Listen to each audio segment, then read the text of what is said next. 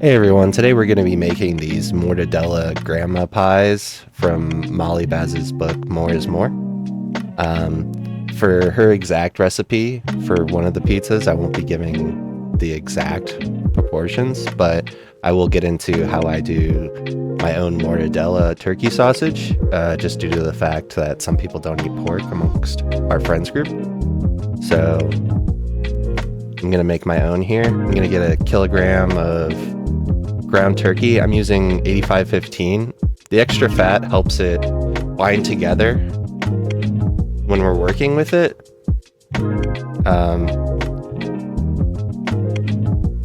In addition, I'm measuring this out on a scale.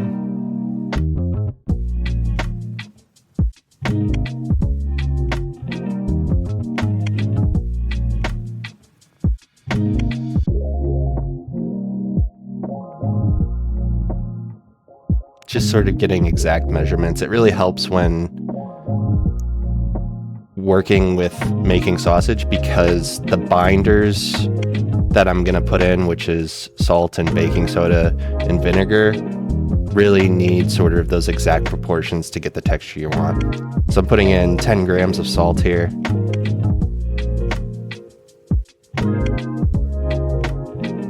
Garlic powder, onion powder, and then cardamom, nutmeg, and coriander. And that's the baking soda that helps bring it together. I'm gonna add in red wine vinegar as well as a tablespoon of water. And I'm really gonna work this to sort of get almost a tacky texture with the sausage. And then, of course, mortadella needs to have pistachios in it. Just gonna beat these up, get them all nice and small. There's no such thing really as like large portions of turkey lard that I can get. So we don't have those fat pieces that you may see in pork mortadella. As well as this is going to come out to more of your typical sausage browner color because we're not using a curing salt in this process. Here I'm just going to get this on some saran wrap and then get this as tight as I can.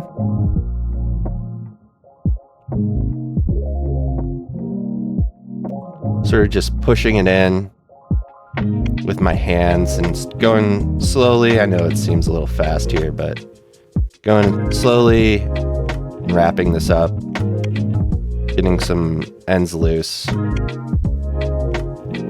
the sides so that I can basically tighten up one end and then go super hard on the other end.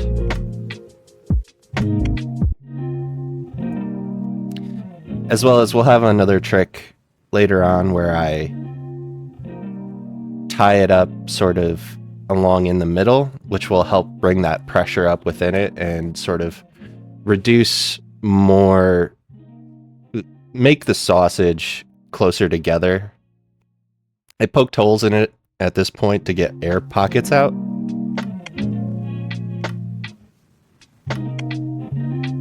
This is something I've been practicing. I'm not the best at it.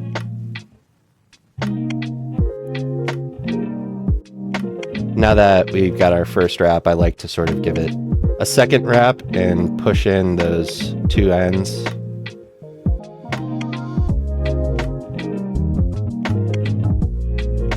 Get it as tight as I can.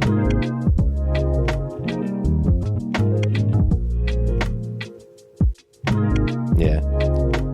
Definitely something I'm working on is wrapping things up in saran, getting a nice tight roll on it.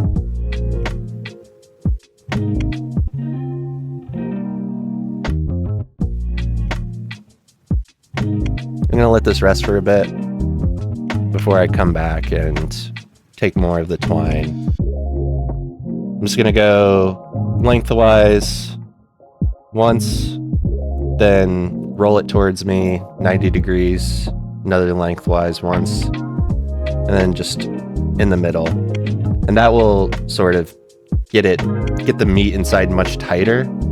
And you almost, like, if you dropped it from a couple inches, you would kind of want it to bounce.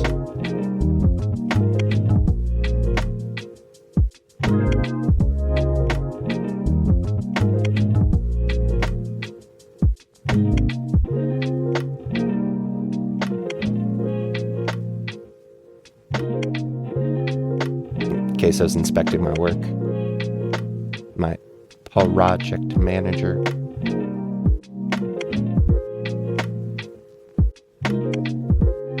Snipping off the ends and then back in the fridge. Let it rest again.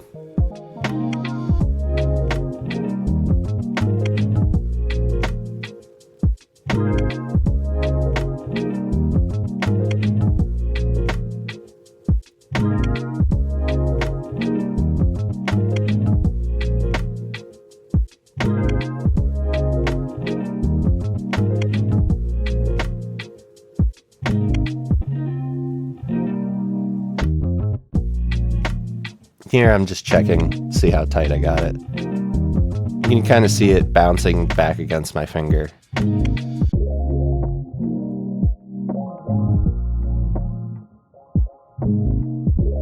Queso is actually just more interested in stealing the twine.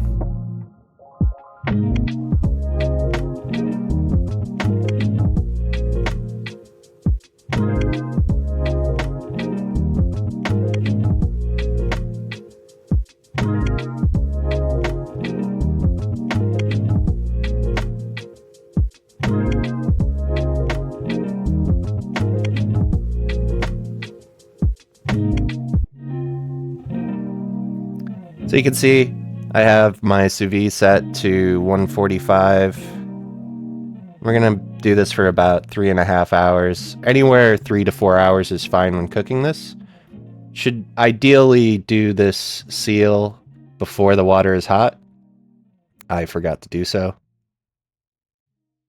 And then clip it in, and I'm just gonna put a plate on top of this to weigh down the meat so it's cooking all around it and we don't have it coming up and then the top isn't cooking at the same rate as the rest of it.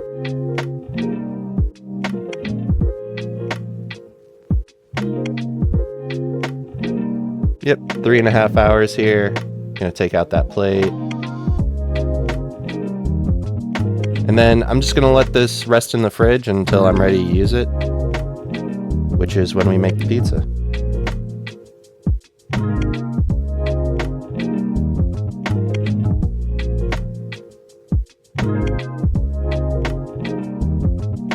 I do put it in an ice bath here. This wasn't big enough. I do move it to a different container just to sort of stop that cooking immediately. And then we had our first snow. Here's one of the boys checking it out. Okay, moving on to our pizza sauce. I have some extra bell peppers here, so I'm going to use this in there. Just get rid of those.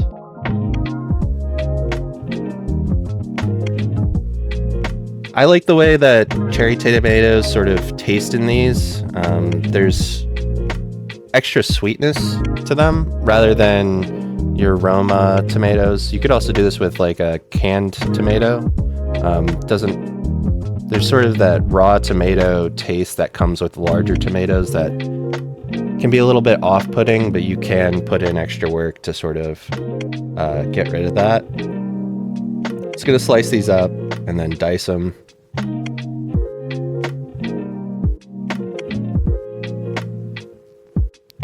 And get that into our pot. We got our pot going at about medium heat. Just trying to sweat these down, not get too much color on them.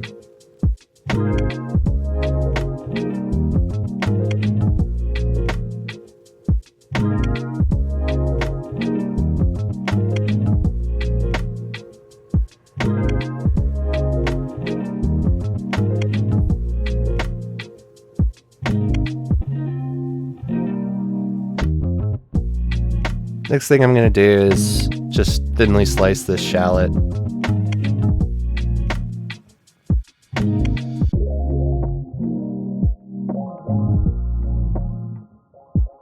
And add this in. Once again, low heat. We're just sweating this down. We don't want the color or caramelization necessarily in this dish.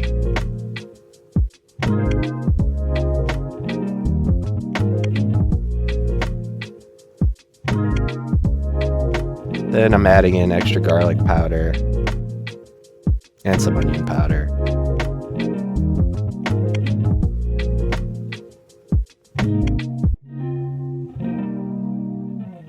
I'm not going too thin necessarily with anything. Once those have sweated down, I'm going to get these tomatoes in there. It's about 1.5 pounds. I'm going to let those sort of let the moisture almost start bursting them, and you'll see the skins start to break. Then we'll get in there and smash it. Again, I'm just roughly chopping up these garlic cloves. You just want it small enough that when we go in with the hand blender, it's going to be able to catch it and not sort of just spin it through. I'm going to make a little hole here and put in some olive oil and tomato paste, and then I'm going to add in oregano, parsley, and nutmeg, as well as basil. You want to cook out the tomato paste to get rid of the raw flavor that comes with that. And once those tomatoes are looking a little shriveled up, we're going to crush them, add MSG. I've added salt as well as sugar and a little more olive oil on top of that. Stir it. I'm just simmering it down. You saw a lot of liquid in those tomatoes come out. And you don't need to add any extra liquid to this. I'm gonna get this into a chef's cup and then use my hand blender to get it very smooth. You can adjust with more salt to taste here if it doesn't taste right after you blend it.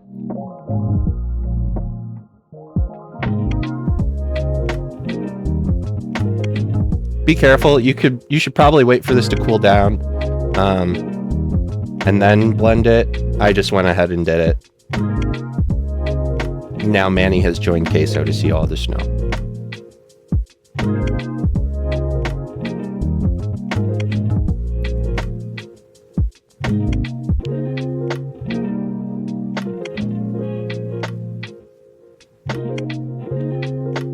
Moving on to our pizza dough. This is the King Arthur recipe from their baking school. I've added about an extra half portion to it to make 3 pies. So we have our flour, our salt. I should have waited to add the olive oil in until I had all of the dry ingredients mixed. And our water. Mix that up. And then I'm going to get in there with my hands. Just get it all put together. Just sort of want it all sticking together at this point. We're going to smooth it out by getting a board with some extra flour on it. And any of that excess wetness that's sort of on the outside making it really sticky will clear up with a little extra flour on the board.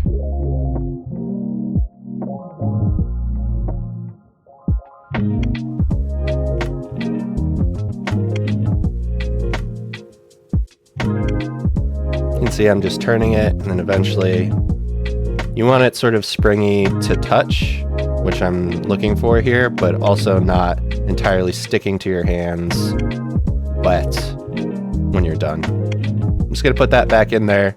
I'm going to put a towel over it and let it rise roughly about 2 times the amount that's there. So here I've weighed out and divided the pizza dough into 3 equal pieces. Just gonna work it into a circle and then get my knuckles under there to shape it out and get that onto a tray. I'll do that for all 3 of these, but I will only show 1 here.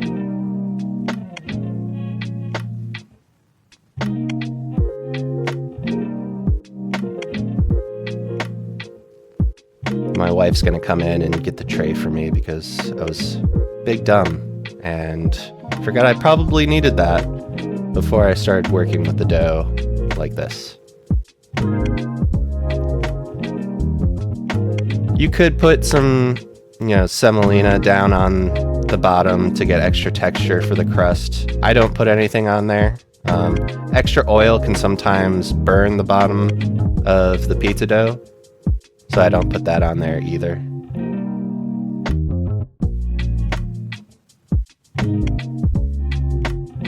So we got that all stretched out, and I'm just gonna do some extra shaping here on the pan. I really want this to be a square to sort of match what was shown in the recipe by Molly Baz, because the entire point of the party was everybody chooses a recipe and then makes it and brings it in. Here I'm just grating some low moisture mozzarella. I'm gonna add some ricotta into that and some black pepper, mix that up, and then 2 of the pies will have that. And then the one where I made pizza sauce for, which is more my own thing, will just have the pizza sauce, some red onion, and some thinly sliced mortadella.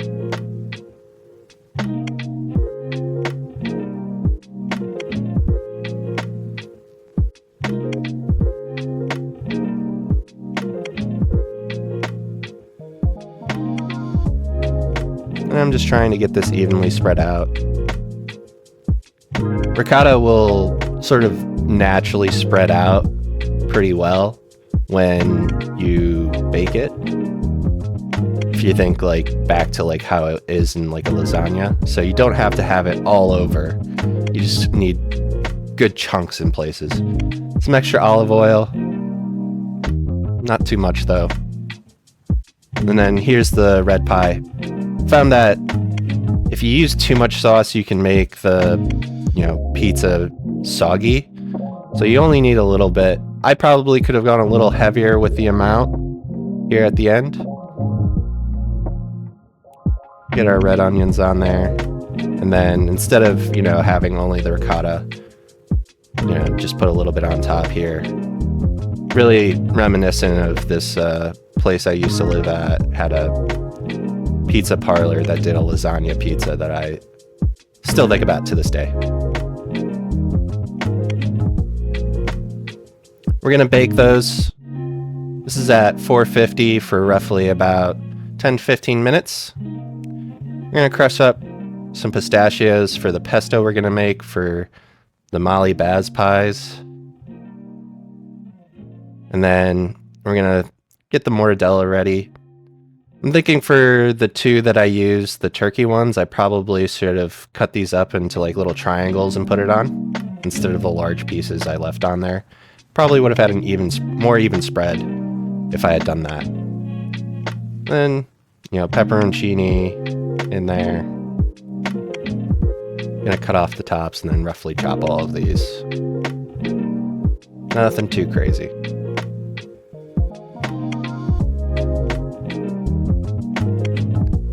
And then here my GoPro died. I wasn't paying attention, so I had to switch over to my phone. Tell me what you think about the difference in video quality. Maybe give suggestions on where I can do better with the GoPro and what you think I can do with that. Just gonna get mortadella on these. Those are the 2 turkey ones, and then the pork mortadella that I just bought from the store. I'm gonna put on this one pie. And you can see what I mean about the ricotta spreading out there.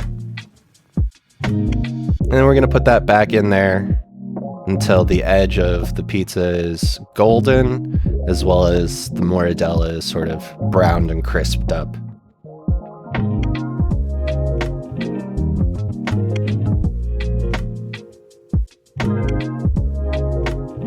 I'm going to finish off this pesto now, roughly chopping up some olives,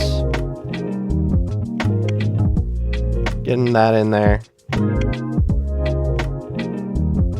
A little bit of olive oil, and then some extra pepperoncini juice, and lastly some grated Parmesan.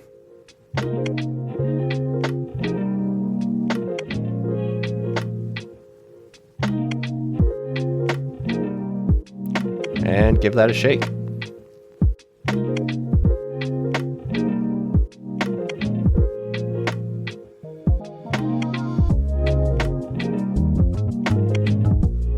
And here's what they look like coming out of the oven, just so you know what to kind of look for in terms of what the crust should look like, as well as what you're looking for with the mortadella.